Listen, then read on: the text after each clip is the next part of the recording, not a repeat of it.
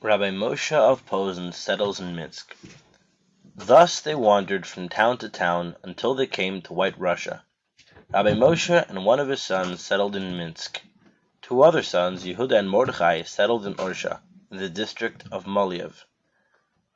Shner Zalman, his wife, and their daughter Devorah Leah accompanied these families of Posen, by whom he was engaged as teacher.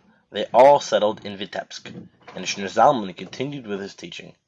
3 years later, Shner Zalman's wife gave birth to a son, and they named him Baruch after his grandfather, Baruch the Batlan, who had died in Posen prior to their departure.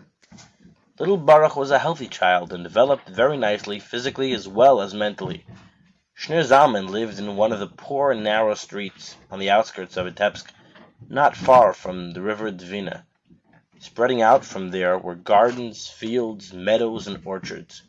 Poverty was therefore felt less in this part of the town where one was so near to nature. Shner Zalman had always been a lover of nature. He always wanted to be close to God's creation, and this feeling he implanted in his son Baruch from birth.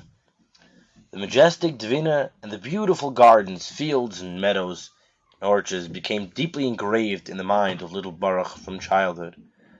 This, however, did not disturb him from studying the Torah, for when he was but 4 years of age, his father carried him wrapped in a tallis to an elementary teacher.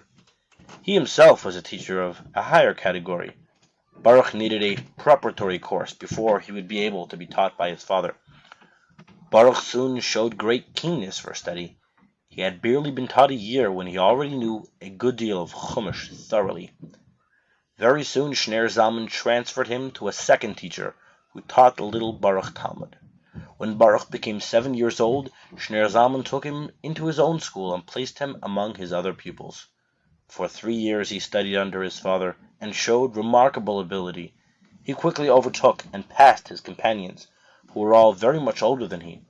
Apart from the fact that Shner Zalman taught his son, he in addition often spent time with him, just the two of them together. He took his small Baruch for long walks on the banks of the Dvina.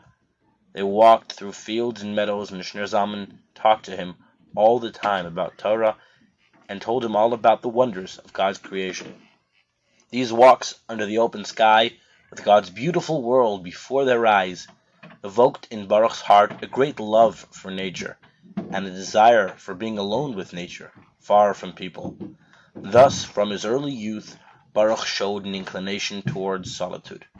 When he became bar mitzvah, he was already thoroughly versed in several sedarim of Mishnayos and knew several tractates of Gemara by heart.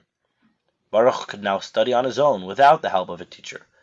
This his father allowed him to do, only indicating what he should learn and how he should arrange his studies.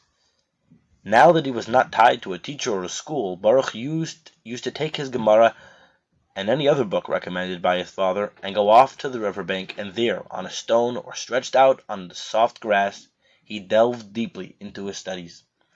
Far from being a deterrent, the beauty of nature encouraged him in his studies. The splash of the flowing water, the singing of the birds, the buzzing of the bees, all these formed one chorus of nature, which harmonized with his own singing, with which he accompanied his learning.